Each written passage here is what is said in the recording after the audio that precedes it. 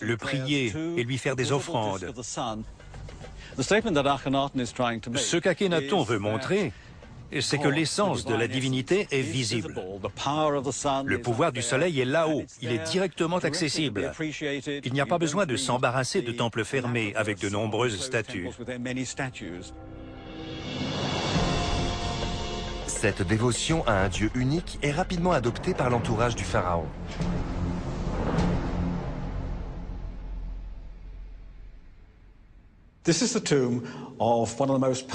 Voici la tombe d'un des personnages les plus influents de la cour.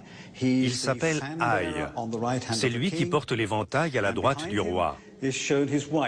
Derrière lui, il y a sa femme, Ti. Ils sont tous les deux agenouillés avec les bras tendus vers le soleil levant en signe d'adoration. Et au-dessus, on a les colonnes de hiéroglyphes d'un long hymne à Aton. Il célèbre le lever quotidien du disque solaire. À l'horizon du ciel, ô Aton, tu as créé la terre selon ton désir. Ô Dieu unique, tu as mis chaque homme à sa place. Cet hymne affirme très clairement le monothéisme d'Akhenaton. Pour le pharaon, il n'y a qu'un dieu. Il n'y a aucune référence aux autres dieux. Akhenaton balaie tout ça. Il ne porte aucun intérêt à d'autres formes de divinité qu'on pourrait considérer comme faisant partie du soleil. Tout est simplifié. Elles ne sont pas damnées, elles sont juste exclues. Akhenaton est mort en 1336 avant notre ère, convaincu d'avoir durablement marqué la religion égyptienne. Mais au XIXe siècle, on a découvert près de 400 tablettes cunéiformes qui révèlent que le culte du dieu unique s'est éteint avec lui.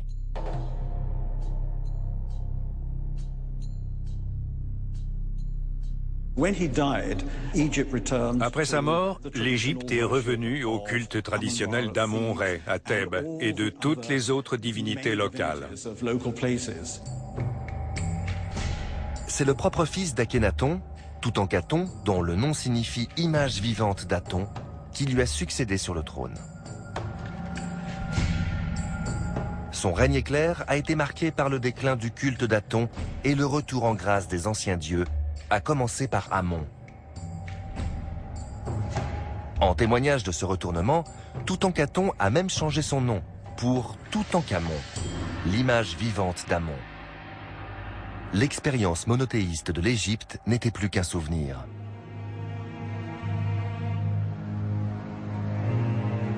Le polythéisme était trop profondément ancré dans la culture religieuse de l'Antiquité pour se laisser écarter sans heurts. La croyance moderne en un Dieu unique s'est imposée au prix d'une lutte acharnée.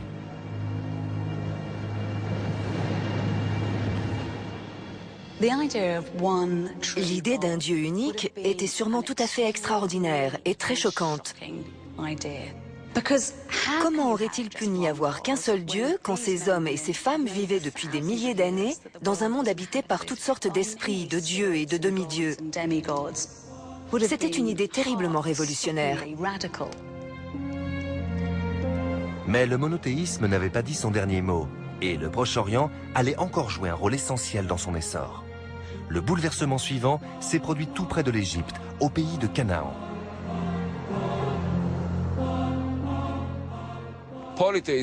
Le polythéisme était profondément enraciné dans cette partie du monde, depuis des millénaires. Nous en avons l'exemple ici même. Je me trouve sur les marches d'un autel qui a été construit au 3e millénaire avant notre ère, au début de l'âge de bronze. Il était associé au temple que vous pouvez voir derrière moi, sur ma droite. Dans la Bible, Canaan est la terre promise par Dieu à Abraham. Mais les archéologues cherchent désormais d'autres preuves de l'existence du peuple d'Abraham, les premiers Israélites. Pour ce qui est de la période formative de l'histoire des Israélites, l'archéologie est la discipline reine. Tout repose sur elle, car elle fournit des éléments en temps réel. Si je sors une pelle et que je me mets à creuser là, devant la caméra, je suis aussitôt dans la couche historique, la couche archéologique si vous préférez. Ce n'est pas le cas avec le texte biblique. Il ne faut surtout pas l'oublier.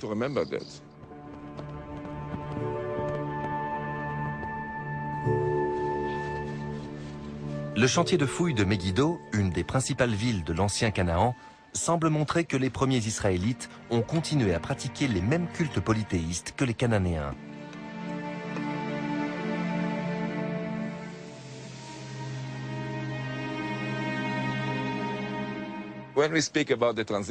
Si l'on prend la transition entre la vie cananéenne, disons au 2e millénaire, et les Israélites, à la fin du 2e et au début du 1er millénaire avant notre ère, je pense qu'il ne s'est rien passé du point de vue du culte. Il y a une continuité.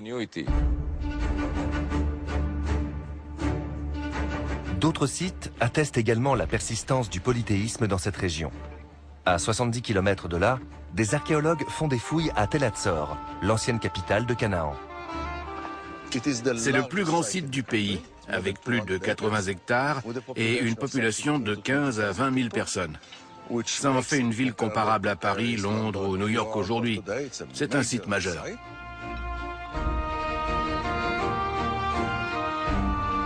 Les éléments mis au jour prouvent qu'il y avait de nombreux dieux à Canaan.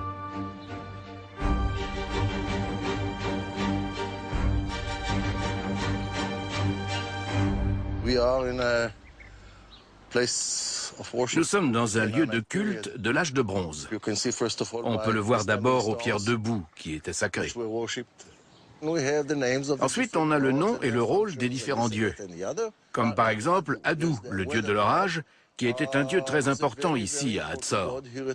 Mais ce n'était pas le seul, on vénérait aussi le dieu Sin, le dieu Lune et le dieu El.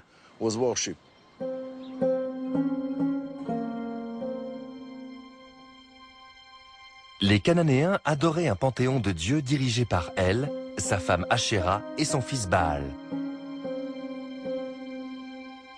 Et lorsqu'ils se sont implantés à Canaan, les Israélites ont manifestement adopté les mêmes pratiques religieuses. Le principal dieu des Cananéens s'appelle El, tout comme celui des Israélites, El ou Elohim. Il est évident que ces derniers ont repris beaucoup de rites et d'idées religieuses à leur compte. La Bible confirme que les Israélites vouaient un culte à ces dieux cananéens. Les prophètes n'arrêtent pas de récriminer. Pourquoi adorez-vous ce Dieu? Pourquoi adorez-vous Baal? Vous n'êtes pas censé faire ça. Vous devez garder vos distances. Vous devez vous tenir à l'écart des Cananéens et de leur religion.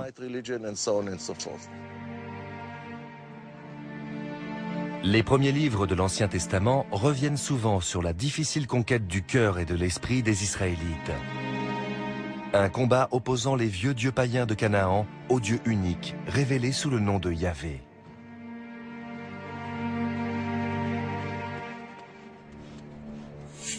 Anochi Adonai Elohecha asher hotziticha me'eretz Mitzrayim mibet avadim lo yeh lecha Elohim. Je suis Yahvé, ton Dieu. Tu n'auras point d'autre Dieu devant ma face.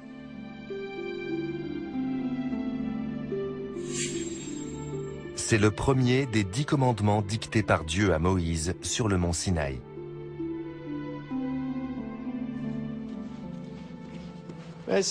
Voilà donc ce qu'on a à l'époque de Moïse. Un commandement qui impose d'adorer l'Éternel sans ignorer l'existence des autres.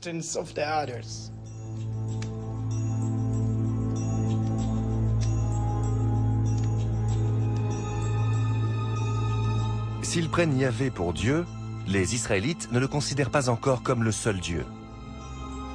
Malgré les commandements et les avertissements de Moïse et des autres prophètes, ils persistent à honorer d'autres dieux et d'autres déesses.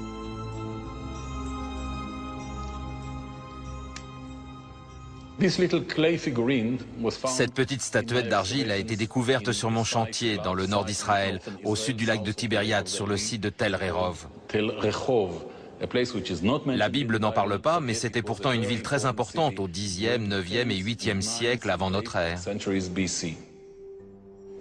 C'est un de nos volontaires qui l'a trouvé et qui me l'a apporté en courant. J'étais très content, c'est toujours un plaisir. La figurine a presque 2900 ans. Plusieurs milliers de sculptures féminines similaires ont été mises au jour sur différents sites de la période israélite. Elle tient un bébé dans ses bras, regardez. C'est donc une mère, une déesse mère en l'occurrence. Nous pensons qu'il s'agit d'Asherah. Elle est tout à fait représentative d'un certain type de figurine réalisée autour de 900 avant Jésus-Christ, quand la religion israélite n'était pas encore complètement monothéiste. Les Israélites continuaient à honorer la déesse cananéenne Asherah, en qui ils voyaient l'épouse de leur dieu Yahvé.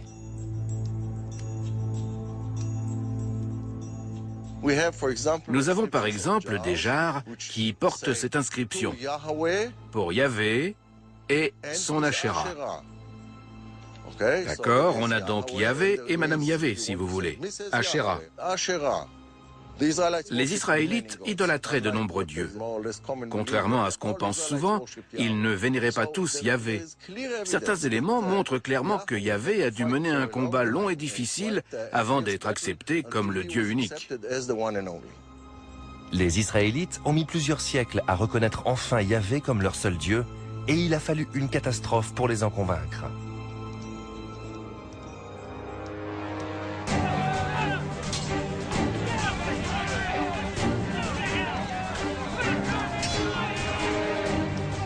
Il y a 2600 ans, le roi de Babylone, Nabuchodonosor, s'est emparé de Jérusalem. Ses armées ont mis la ville à sac et détruit le temple de Salomon. Des milliers de Juifs ont été faits prisonniers et réduits en esclavage. La défaite de Yahvé semblait consommée.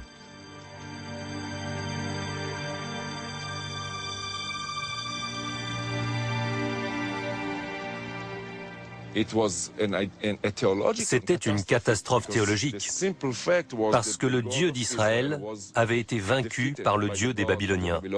C'est comme ça que les gens voyaient les choses à l'époque. Ils avaient besoin de comprendre ce qui s'était passé. Soit ils cédaient, ils oubliaient le passé et devenaient membres à part entière de la culture babylonienne, soit ils trouvaient une explication. Pendant leur captivité à Babylone, les Israélites ont élaboré une théorie révolutionnaire pour expliquer la défaite de leur Dieu. Ils ont imaginé un concept philosophique extraordinaire pour expliquer ce qui s'était passé et comment le Dieu d'Israël semblait avoir été vaincu alors qu'en fait pas du tout.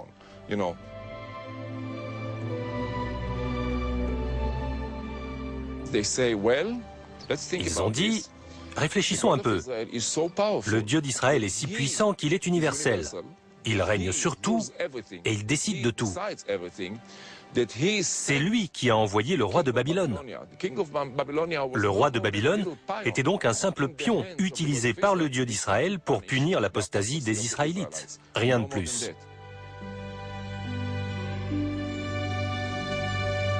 La victoire des Babyloniens n'était pas celle de leur Dieu, mais celle de Yahvé, qui s'était servi d'eux pour punir les Israélites.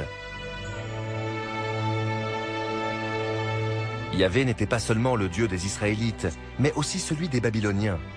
Il était le Dieu de tous.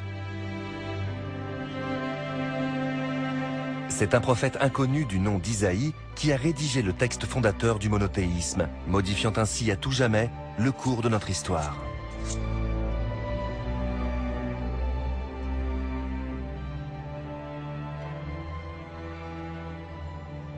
Hors moi, il n'y a point de Dieu. Je suis le créateur du bien et du mal. Je suis le créateur de la lumière et des ténèbres. Il n'y a personne d'autre que moi.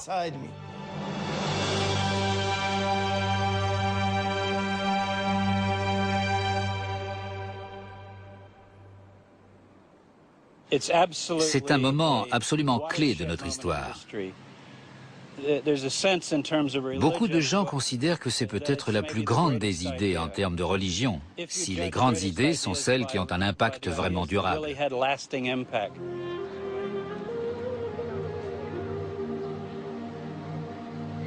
Sous le règne de Cyrus le Grand, après la conquête de Babylone par les Perses, les Israélites ont été autorisés à retourner à Jérusalem. Ils ont emporté avec eux leur nouveau concept d'un Dieu universel.